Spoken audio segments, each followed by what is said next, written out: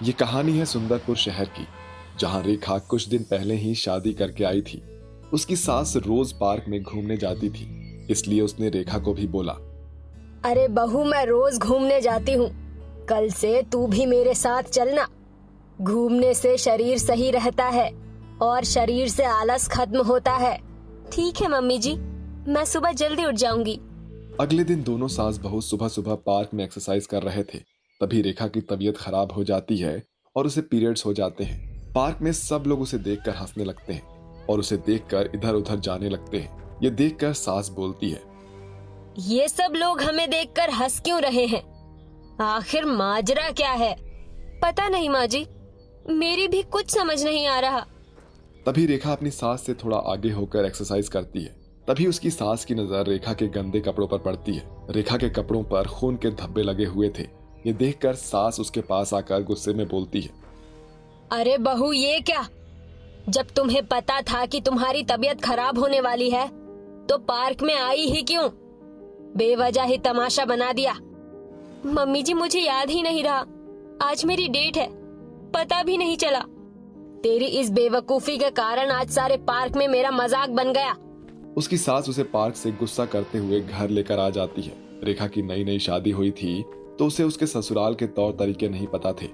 फिर रेखा की सास उसे कहती है, बहू, अब तू घर की किसी भी चीज को हाथ नहीं लगाएगी और ना ही तू रसोई में कोई काम करेगी। तुझे एक कमरा मिल जाएगा और तुझे सिर्फ उसी कमरे में ही रहना है, और ना ही तू भगवान का कोई काम करेगी। बस कमरे में 5 दिन तक बंद रहना। मम्मी जी, आप ये क्या कह रही हो? मेरे मम्मी पापा ने तो ऐसा कभी नहीं किया। आज तक हमारे घर में तो सब बहुत खुलकर पीरियड्स के बारे में बात करते हैं। तेरे घर में बेशर्मी होती होगी, हमारे घर में नहीं होती। और ये बार बार पीरियड्स बोलना बंद कर। ऐसी बातों के बारे में बात नहीं करते। रेखा की सास उसे एक कमरे में खींच कर ले आती है और वहां एक खाट पड़ी थी जिस पर एक पुरानी गंदी चादर रखी थी।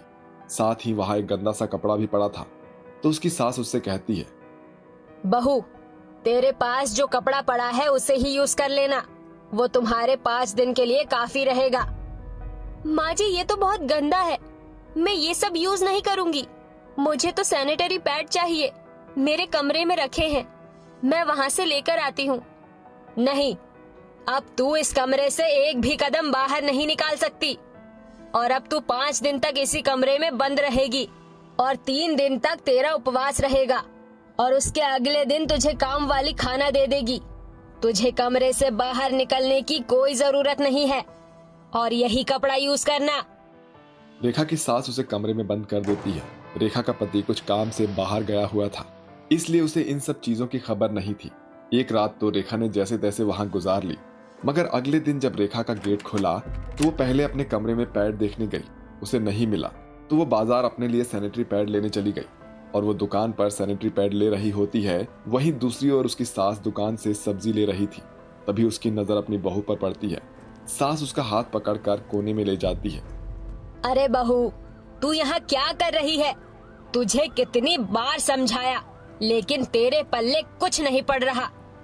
जब तुझे एक बार बता दिया कि तू कमरे से बाहर नहीं आएगी तो तू तो बाजार आ गई। एक बार में बात क्यों नहीं सुनती? मम्मी जी, मैं अपने लिए पैड लेने आई थी, मैं कपड़े यूज नहीं करती, उनसे बहुत बीमारियां हो जाती है। अरे लगता है ज्यादा पढ़ी लिखी बहू लाकर हमने अपने घर का सत्यानाश कर दिया। एक तो घर में इतना बड़ा पाप कर दिया, मेरे असूल तोड़ दिए, ऊपर से जुबान चला रही है। फिर सास उसे घसीट कर घर लेकर चली आती है और वापस से उसी कमरे में बंद कर देती है। यहीं पर रह तू, कोई जरूरत नहीं है बाहर आने की, इस बार बाहर मत आना। 2 दिन बीत जाते हैं और रेखा को बहुत भूख लगी थी, क्योंकि उसने 2 दिन से कुछ भी नहीं खाया था। इसलिए वो रसोई में खाना बनाने चली जाती है और उसे खाना बनाते हुए उसकी सास देख लेती है। तू हमारे घर का नाश करने पर क्यों लगी है? तू मेरी कोई भी बात नहीं सुन रही। अगर ऐसा ही चलता रहा मैं तुझे दंड दे दूंगी। मम्मी जी, मुझे बहुत भूख लगी थी, मैंने 2 दिन से कुछ भी नहीं खाया, और मैं इतने दिन तक भूखी नहीं रह सकती हूँ, इसलिए मैं अपने लिए खाना बना रही थी। उसकी सास उसके हाथ में से खाना छीन लेती है। तूने सारी रसोई और घर को अशुद्ध कर दिया। जा, चली जा यहाँ से, मनहूस कहीं की। फिर जैसे तैसे करके बहू अपने 5 दिन निकाल लेती है और उसके पीरियड्स भी एकदम सही हो जाते हैं। तब उसकी सास कहती है, बहू अब तू घर में काम कर सकती है। ठीक है मम्मी जी, मैं अभी आपके लिए खाना बनाती हूँ। सास बहू अच्छे से रहती है, मगर अगले ही दिन जब उसकी सास बेड से उठती है तो उनके पीरियड्स हो जाते हैं और वो खुद को भी उसी कमरे में बंद कर लेती है। रेखा उन्हें पूरे घर में ढूंढती है, लेकिन वो कहीं नहीं दिखती। फिर रेखा उस कमरे में जाकर देखती है, उसकी सास को बहुत तेज बुखार था और वो बेहोशी की हालत में लेटी हुई थी। मम्मी जी, आप यहाँ क्या कर रही हो? आपको बहुत तेज बुखार है। बहू, मेरी तबीयत खराब हो गई, इसीलिए मैं 5 दिन तक यहीं रहूंगी।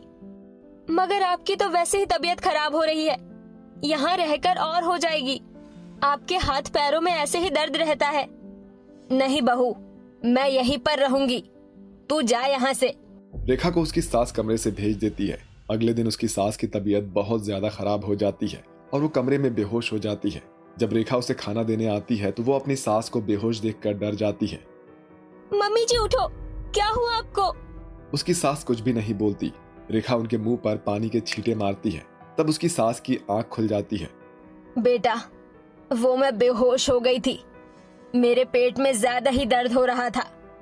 तू जा यहाँ से, अब मैं ठीक हूँ। मम्मी जी आप ठीक नहीं हो और अब मैं आपको यहाँ एक पल भी रहने नहीं दूंगी।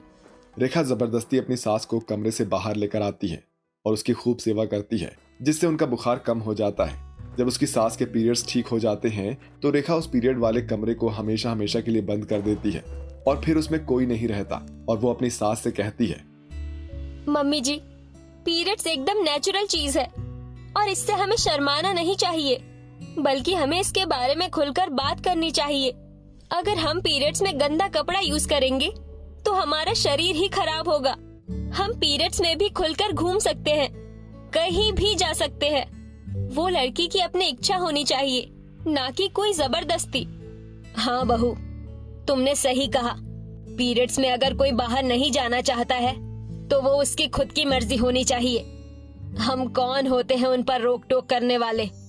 फिर सास बहू दोनों अपने पीरियड्स को अच्छे से एंजॉय करते हैं